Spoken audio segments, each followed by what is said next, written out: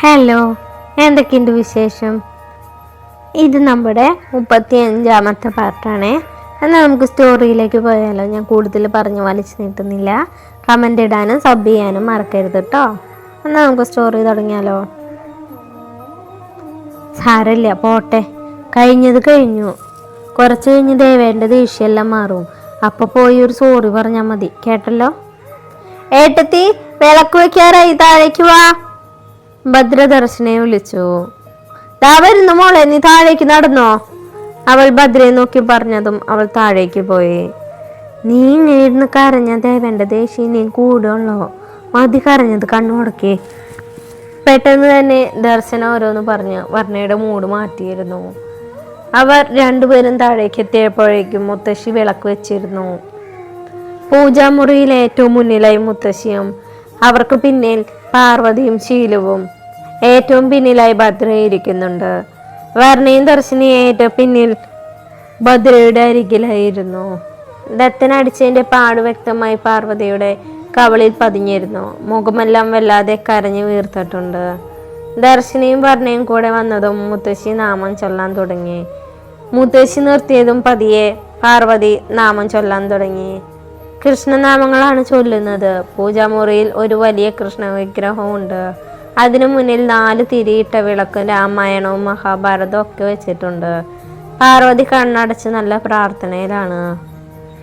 ഇതൊക്കെ എന്താ? പറഞ്ഞ ഒന്നും മനസ്സിലാവാതെ അടുത്തിരിക്കുന്ന ദർശനോട് ചോദിച്ചു. വൈകുന്നേരം എല്ലാവരും ഇങ്ങനെ കൃഷ്ണനാമങ്ങൾ ചൊല്ലും. മുത്തശ്ശി വലിയ കൃഷ്ണൻ പത്യ. പാറുവിൻ്റെ കഴിഞ്ഞ ശീലു, അത് കഴിഞ്ഞ ഭദ്ര, അത് കഴിഞ്ഞ നീ കൃഷ്ണനാമം ചൊല്ലിക്കോ. കൃഷ്ണനാമോ? എനിക്കോന്നും അറിയില്ല, ഒന്നുപോലും അറിയില്ലേ. ഒന്ന് ആലോചിച്ച് നോക്കിയേ. ഒരു മിനിറ്റ്, ഞാനൊന്ന് ആലോചിക്കട്ടെ. ഇത് കുറച്ച് മുമ്പ് പറഞ്ഞിരുന്നെങ്കിൽ ഞാൻ യൂട്യൂബ് നോക്കി ഒന്ന് പഠിച്ചിട്ട് വരായിരുന്നു. വർണ്ണ തലമുഖം ഞാൻ ആലോചിക്കാൻ തുടങ്ങി. കണ്ണൻ്റെ രാധ സീരിയലിലെ രാധാകൃഷ്ണ രാധാകൃഷ്ണ എന്ന സോങ് മതിയാ? അതോ ഗുരുവായൂരപ്പൻ എന്ന സീരിയലിലെ കണ്ടു ഞാൻ കണ്ണനെ, അത് മതിയാ? അല്ലെങ്കിൽ പിന്നെ കാർമുകിൽ വർണ്ണൻ്റെ ചുണ്ടിപ്പാടാം. സീരിയലിലെ പാട്ടാ? ആ, എനിക്ക് വരികൾ കറക്റ്റായിട്ട് അറിയില്ല, പക്ഷെ അഡ്ജസ്റ്റ് ചെയ്യാം. വേറെ സീരിയലിലെ പാട്ടാണെങ്കിൽ ഞാൻ പൊളിച്ചാനെ. ഏട്ടത്തി മൗന സമൂഹത്തിലെ അശോകിൻ്റെയും ആശയുടെയും പാട്ട് കണ്ടിട്ടില്ലേ? നിൻ മൗനമോ ഈ സ്നേഹമോ, ആ പാട്ട്. പൂജാമുറിയിലിരുന്ന് സീരിയൽ പാട്ട് പാടുന്ന വർണ്ണയെ കണ്ട് ദർശനയ്ക്കും ചിരി വന്നിരുന്നു. എനിക്ക് ഇഷ്ടം മൗനസമ്മതം 3യിലെയും അരുണിൻ്റെയും സുവിധയുടെയാണ്. പിരിയല്ലേ ജീവനെ, പോകല്ലേ ദൂരെയായി. പിന്നീടാണ് ഭദ്രയ്ക്ക് താൻ എന്താ പറഞ്ഞെന്ന ബോധം വന്നത്. അവൾ പെട്ടെന്ന് അബദ്ധം പറ്റിയ പോലെ വാപ്പുത്തി. എന്താ അവിടെ?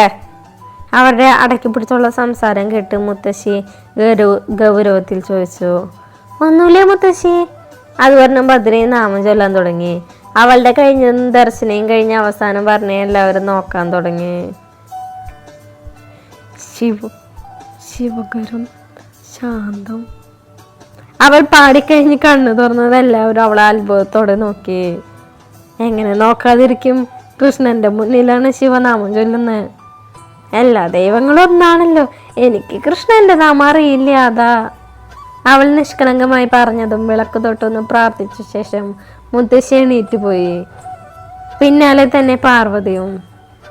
വിളക്ക് വെക്കുമ്പോഴാണ് അവളുടെ ഒരു സീരിയലിലെ പാട്ട്. ശീലുഭദ്രയെ ചീത്ത പറഞ്ഞുകൊണ്ട് അവളെയും വിളിച്ച് പുറത്തേക്ക് പോയി. വിളക്കെല്ലാം വെച്ച് കഴിഞ്ഞ് വർണ്ണയും ദർശനയും ഹാളിലിരുന്ന് ഓരോന്ന് സംസാരിക്കുകയാണ്. ദർശനയുടെ കോളേജിലുള്ള വെച്ചുള്ള ദേവരാഗമായുള്ള പ്രണയവും അവളുടെ ഓരോ മണ്ടത്തരവും പറഞ്ഞ് ചിരിക്കായിരുന്നു അവർ രണ്ടുപേരും. വീടിനകത്തേക്ക് കയറി വരുന്ന പാർട്ടിയെ കണ്ടതും ഉറക്കെ ചിരിച്ചുകൊണ്ടിരുന്ന വർണ്ണ പെട്ടെന്ന് ചിരി നിർത്തി. യൂണിഫോം ആണ് അവന്റെ വേഷം. ദർശനയെ നോക്കി ചെറുതായി ഒന്ന് പുഞ്ചിരിച്ച ശേഷം പാർട്ടി അകത്തേക്ക് കയറിപ്പോയി. ഇതല്ലേ പാർവതിയുടെ ബ്രദർ? അയാൾ പോയി കഴിഞ്ഞ് വർണ്ണ ദർശനയോടായി ചോദിച്ചു.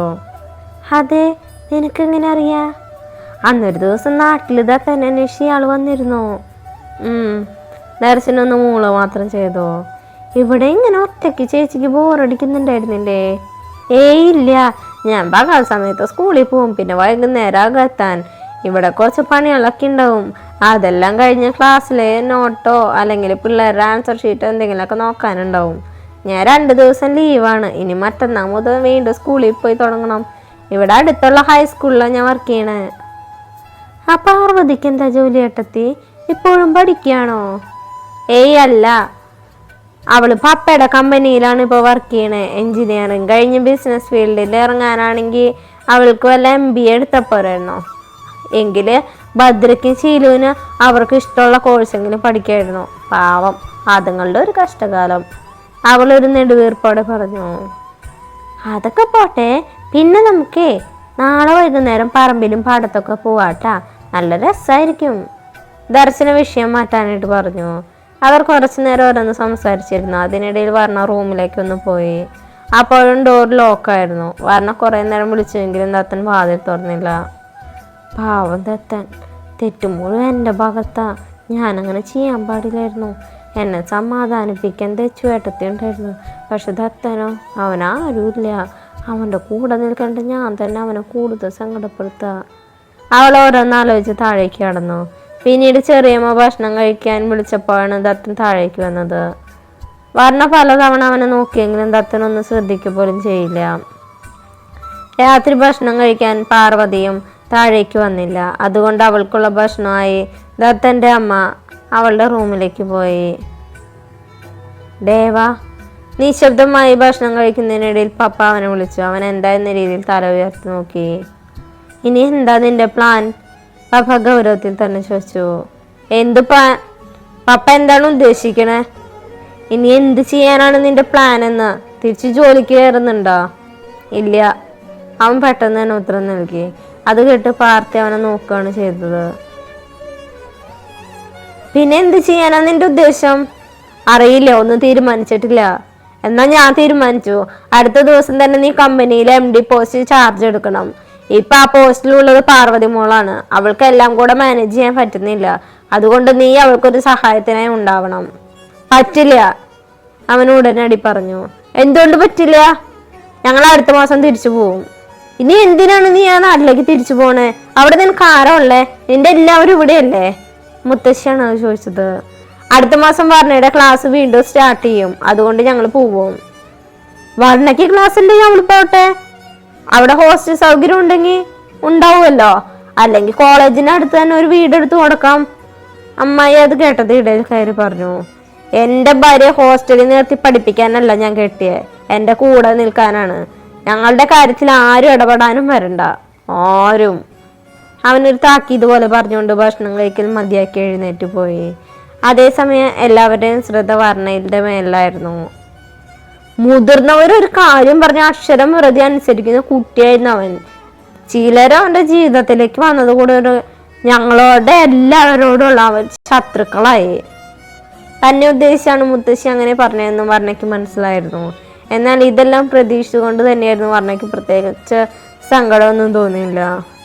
ഏട്ടത്തിയെ, ആ ചാറൊന്നും എടുത്ത ഒരു കൂസലില്ലാതെ പറയുന്ന വർണ്ണയെ കണ്ട് എല്ലാവരും അത്ഭുതമായിരുന്നു.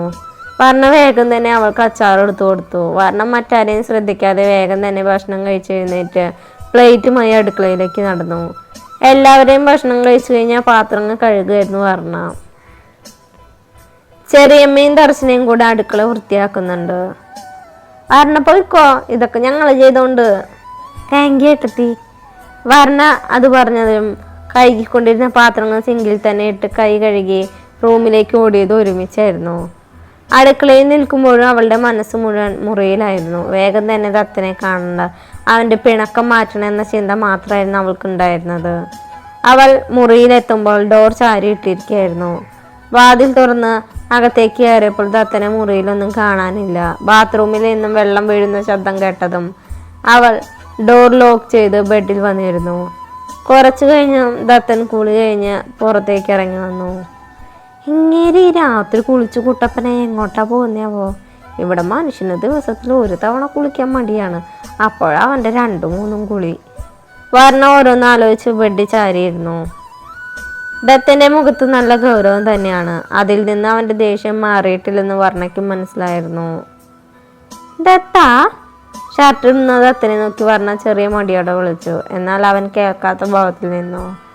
പറഞ്ഞ ബെഡിൽ നിന്ന് എണീറ്റ് അവൻ്റെ അടുത്ത് വന്ന് നിന്നു. ദത്ത അവൻ്റെ കയ്യിൽ തട്ടിക്കൊണ്ട് വിളിച്ചു. സമയം ഒരുപാടായി, നീ പോയി കിടക്കാൻ നോക്കു പറഞ്ഞ. അവൻ ദേഷ്യത്തിൽ പറഞ്ഞു. സോറി ദത്ത, എനിക്കറിയാൻ ഞാൻ ചെയ്തത് തെറ്റാന്ന്. ഞാൻ പാർവതിയുടെ കാല് പിടിക്കാൻ പാടില്ലായിരുന്നു. പക്ഷെ അപ്പം ഞാൻ ആ അവസ്ഥയിൽ അങ്ങനെ പറ്റിപ്പോയേ. സോറി, നീ എന്നോട് ക്ഷമിക്ക് ദത്ത. എന്നാൽ ദത്തനാവൊന്നും കേൾക്കാതെ കബോർഡിൽ എന്തോ തിരഞ്ഞുകൊണ്ടിരിക്കുകയായിരുന്നു. അപ്പോഴാണ് പറഞ്ഞ ഒരു കാര്യം ശ്രദ്ധിച്ചത്. കബോർഡിൽ ഒരു ഭാഗത്ത് തൻ്റെയും മറുഭാഗത്ത് ദത്തൻ്റെയും ഡ്രസ്സുകൾ നല്ല വൃത്തിയിൽ മടക്കി വെച്ചിട്ടുണ്ട്.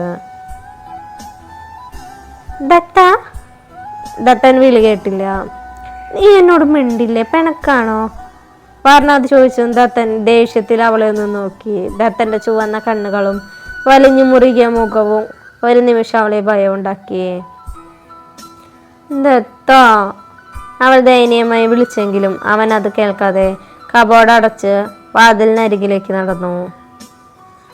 എന്നോട് ഇങ്ങനെ മിണ്ടാതെ നടക്കല്ല ദത്ത, എനിക്ക് സഹിക്കാൻ പറ്റണില്ല. ദത്തനെ പിന്നിൽ നിന്ന് ഇറക്കി പുണർന്നുകൊണ്ട് വർണ്ണ പറഞ്ഞു. വർണ്ണ കൈയെടുക്ക്, എനിക്ക് ദേഷ്യം വരുന്നുണ്ട്. ഇല്ല, ഞാൻ വിടില്ല, എന്നോട് ക്ഷമിച്ചു എന്ന് പറ. നീ എൻ്റെ ക്ഷമയെ വെറുതെ പരീക്ഷിക്കരുത് വർണ്ണ, എനിക്ക് ദേഷ്യം വരുന്നുണ്ട്. പെട്ടെന്നുള്ള ദേഷ്യത്തിൽ ഞാൻ ചിലപ്പോൾ നിന്നെ തല്ലിപ്പോവും. അതുകൊണ്ട് മിണ്ടാതെ പോയി കിടക്കാൻ നോക്ക്. എന്നാ നീ എന്നെ തല്ലിക്കോ, നിന്റെ ദേഷ്യം അതോടെ മാറുമെങ്കിൽ തല്ലിക്കോ, എന്നാലും ഇങ്ങനെ പിണങ്ങി നടക്കല്ലേ. അത് പറയുമ്പോൾ വർണ്ണ കരയായിരുന്നു. അവളുടെ കണ്ണീർ ദത്തൻ്റെ ഷർട്ടിനെ നനച്ചു. ദത്തൻ ദേഷ്യത്തിൽ ടേബിളിന് മുകളിലുള്ള ഫ്ലവർ വേഴ്സ് താഴേക്ക് എറിഞ്ഞ് പൊട്ടിച്ചു. ശേഷം തിരിഞ്ഞു വർണ്ണയെ ഇറുക്കി പുണർന്നു. അവളുടെ മുഖം കയ്യിലെടുത്ത് ഉമ്മകളാൽ മൂടി. എന്തിനാ കുഞ്ഞെ നീ അവളുടെ കാലി വീണത്? അതെന്തിൻ്റെ പേരിലാണെങ്കിലും എന്നെ കൊണ്ട് സഹിക്കാൻ പറ്റത്തില്ലടി. എന്നെക്കാൾ നന്നായി എൻ്റെ മനസ്സറിയുന്നല്ലേ നീ, എന്നിട്ടും നീ തന്നെ. അവൻ ഇടറിയ സ്വരത്തിൽ പറഞ്ഞുകൊണ്ട് അവളെ തൻ്റെ നെഞ്ചിലേക്ക് പൊതിഞ്ഞു പിടിച്ചു. വർണ്ണ അവൻ്റെ നെഞ്ചിൽ മുഖം ചേർത്ത് ഒരുപാട് കരഞ്ഞു. ദത്തൻ്റെ വിഷമങ്ങൾ അവനേക്കാൾ കൂടുതൽ ബാധിക്കുന്നത് തനിക്കാണെന്ന് വർണ്ണയ്ക്കും മനസ്സിലായ നിമിഷമായിരുന്നു അത്. അവൻ കുറേ നേരം അങ്ങനെ തന്നെ നിന്നു. അവസാനം ദത്തൻ തന്നെ അവളെ തന്നെ നടത്തി മാറ്റി. സോറി വർണ്ണ ഒന്ന് ഉയർന്ന് അവൻ്റെ കഴുത്തിലായി ഉമ്മവച്ചു. മതി കരഞ്ഞത്, ഇനി ഒരിക്കലും ഇങ്ങനെ ഉണ്ടാവരുത്. പാർവതിയോടെന്നല്ല, ആരോടും ഒന്നിൻ്റെ പേരിനും കാല് പിടിക്കാനോ അപേക്ഷിക്കാനോ നിൽക്കരുത്. നീ അങ്ങനെ ചെയ്യുമ്പോൾ തോക്കുന്നത് ഞാനാ. വർണ്ണ തലയാട്ടിക്കൊണ്ട് വീണ്ടും അവനെ കെട്ടിപ്പിടിച്ചു. ഡി മതി, വന്ന് കിടക്കാൻ നോക്ക് ദത്തൻ ഗൗരവത്തിൽ പറഞ്ഞു. വർണ്ണ ഇല്ല എന്ന് തലയനക്കിക്കൊണ്ട് അവൻ്റെ മേലുള്ള പിടി ഒന്നുകൂടെ മുറുക്കി. ദേവുട്ടിയെ, എന്നെ വെറുതെ ദേഷ്യം പിടിപ്പിക്കേണ്ട, വന്ന് കിടന്നേ. ദത്തൻ അവളെയും വിളിച്ചുകൊണ്ട് ബെഡിൽ വന്ന് കിടന്നു. വർണ്ണ അവൻ്റെ നെഞ്ചിലേക്ക് തല വെച്ച് കിടന്നതും ദത്തൻ അവളെ തിരിച്ച് ബെഡിലേക്ക് തന്നെ കിടത്തി. ഒരു മിനിറ്റ്, ഞാനിപ്പോൾ വരാം. അത് പറഞ്ഞ ദത്തൻ ലാപ്ടോപ്പ് എടുത്ത് വാതിൽ തുറന്ന് പുറത്തേക്ക് പോയി.